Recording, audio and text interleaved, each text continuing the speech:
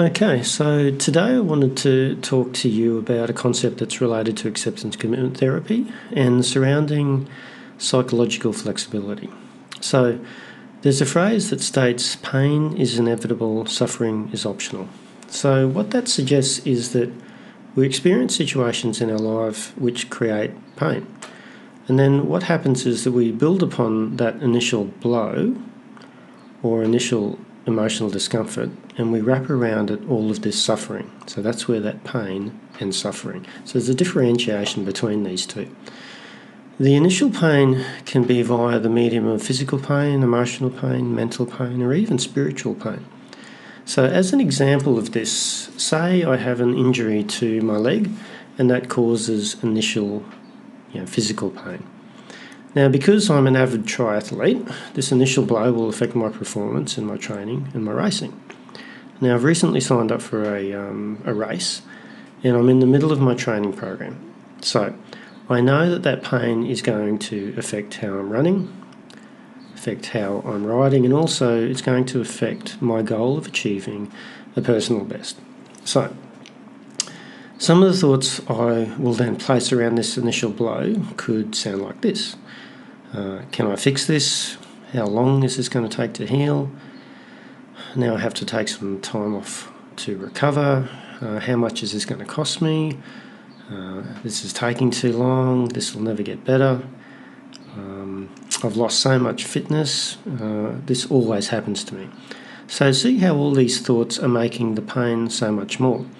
This is called suffering. Another example of this is when I experience anxiety. So here are some thoughts that I may wrap around feeling anxious. I'm anxious again. I thought I was over this. What's wrong with me? Am I going crazy? Just harden up. This is all too much. So, as you can see, we create the suffering surrounding the initial pain. So the Buddhists discuss suffering as second darts.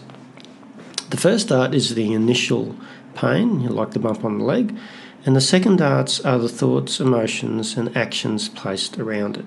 Okay, just like in this animation, it looks like a bullseye. So the first dart is the pain, and the second dart are all of the things that we wrap around it. Okay, there's no third darts or fourth darts, so they just call them second darts. So there's a Zen monk called Shinzen Young, and he created a formula for this phenomena, and he described it as suffering equals pain times resistance. So, the greater the resistance to the pain, the greater the suffering experience. Makes sense. Now, this is really powerful stuff, or should I say, it's empowering, because we are the ones who place the suffering around the pain, so that means that we are the ones who can take it away. So, we just need to be aware of what this initial pain situation is, and then we have to have the awareness of how many second darts we then throw around it, because we don't have to suffer. We are the ones who place the suffering around it ourselves. So once again, being in the moment, being present, being aware of your thoughts, and how we fuse is essential in how we then can remove it. So this awareness is where really the key lies, and that's part of the psychological flexibility, which is part of acceptance commitment therapy.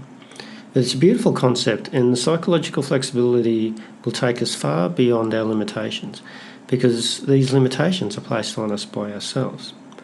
So if you want to learn more about this, PM me or leave a comment below. I've got some more workshops coming up soon, or you can come and hang out with me via some of the programs that I offer that address this and much, much more. So I hope you got something out of that. Have a think about that one, and just be aware of how many second darts you throw.